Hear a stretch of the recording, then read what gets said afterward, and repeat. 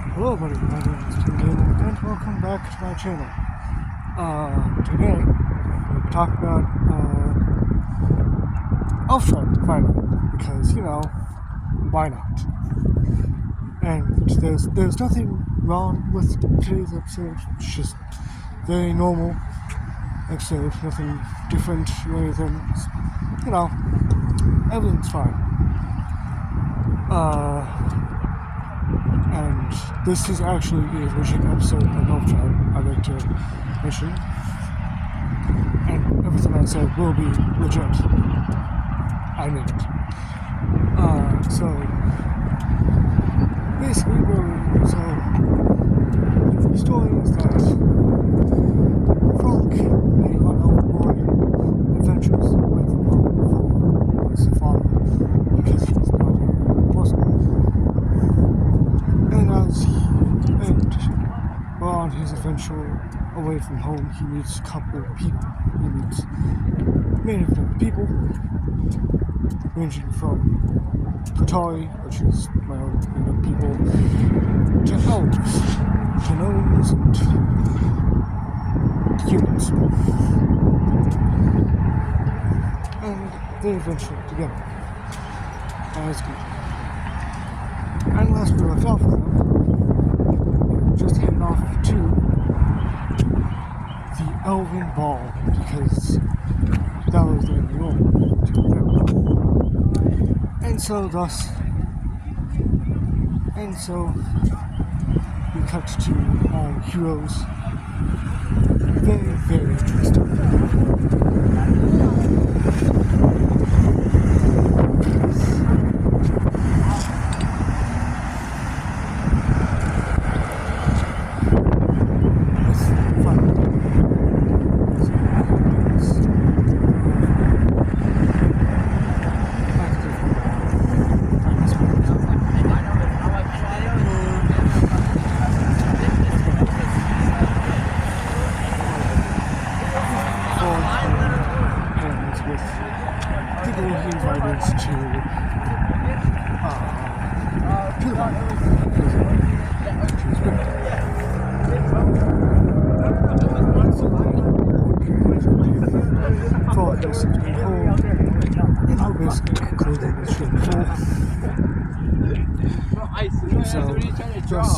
What else would happen?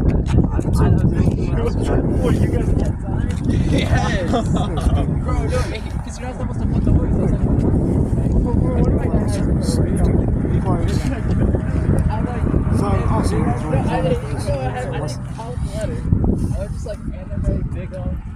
Toki. Awesome.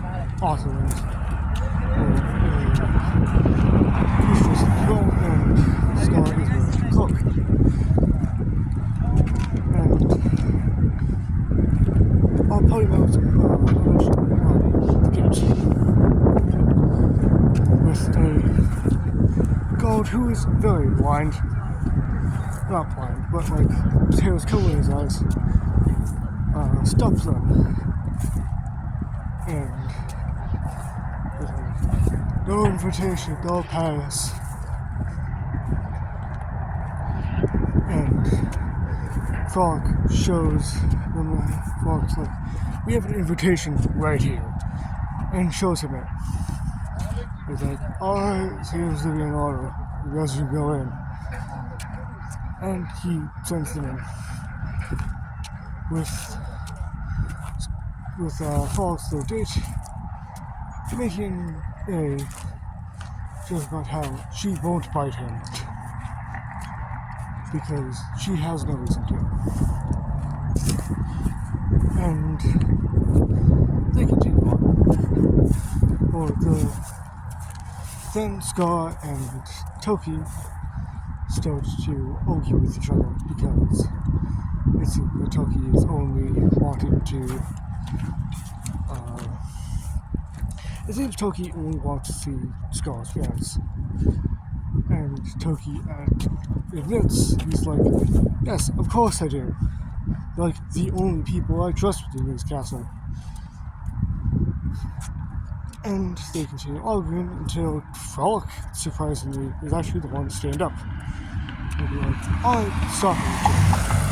I may not have a sibling of my own, but I sure know that at some point there is going to be time where you stop. And I suggest we make it now. And they look at each other, Toki and Scar, and they think about it. And then be like, he's right. We've done this far too long.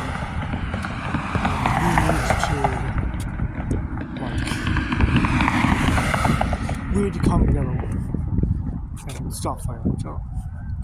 And so Scar and Toki, the two cousins, then make up with each other. Hopefully for the final time. And they are very happy about this. They're pretty much glad to be working with each other. And they all have fun. And once they enter, Frolic and his date start to look around the place. They look up around, and I think it's very, very, they are in utter awe of how amazing it looks. How the whole looks there. It's so interesting. It has the interest towards it. And then a gruff man behind a table says, "Before you enter, hand over your weapons." And Frolic hands over his sword, the legendary sword.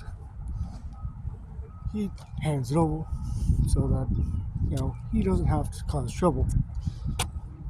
And then Pin tries to take off his little scarf, which I don't think I've ever mentioned, but he has this red scarf that he uses to do to get more precise points to hit weak points of enemies. It would stab he used it to stab their weak points more easily because it's swift. And Pin tries to take it off. Before he does, the man behind the desk on the table sort of chuckles and scoffs.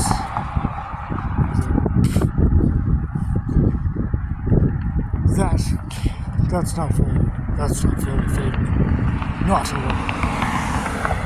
So he dubs Pin's weapon, or his skull thing, not exactly a weapon, because it doesn't seem like it could do anything fatal. And so thus, the group walk inside. And that's kind of all I have for that point. That's pretty much the end of that page. There is room to do an epilogue for it, so I guess I could probably make that up right now, which I just imagine it's the shadow forces continuing to get closer.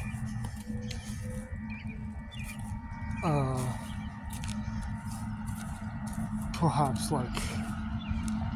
they'll continue past the desert and all that.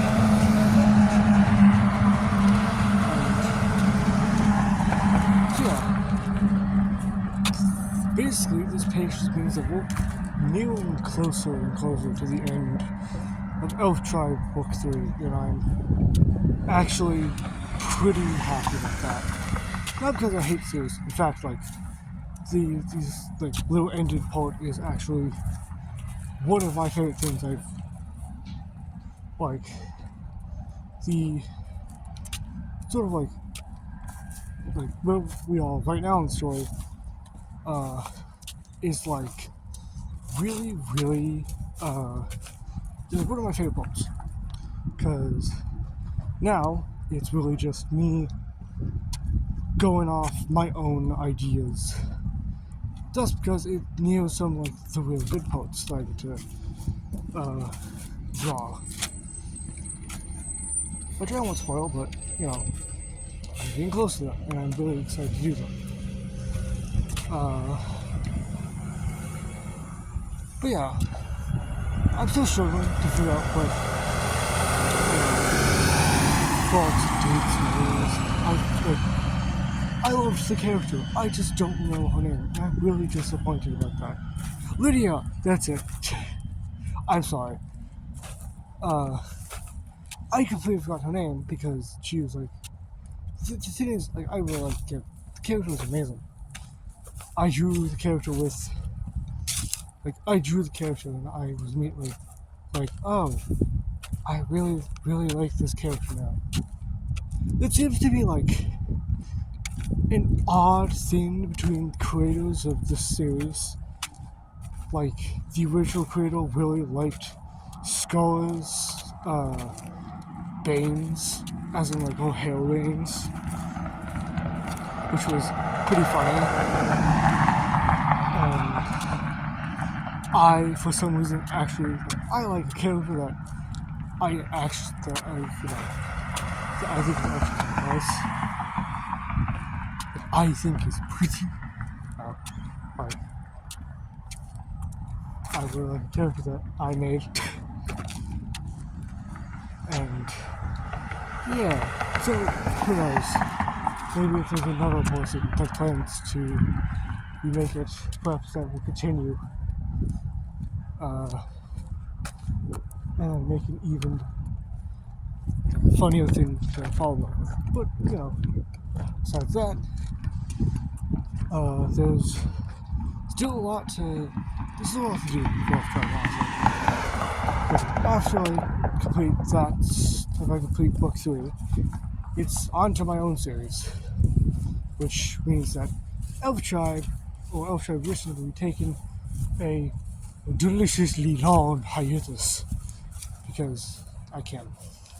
Because I think that, you know, as much as I do like writing, or as much as I like doing Elf Tribe written, so it's real fun. And it's a fun way to get my own brain juices working so that I can do edits to bits of my own story. Like, doing a second series for it would just feel kind of for me because, well, you know, I do want to do a second series, but at some point you have to stop yourself because you know that it's going to take a while before that other series to come as well. I want to take it on. It's annoying. But anyways, that's all for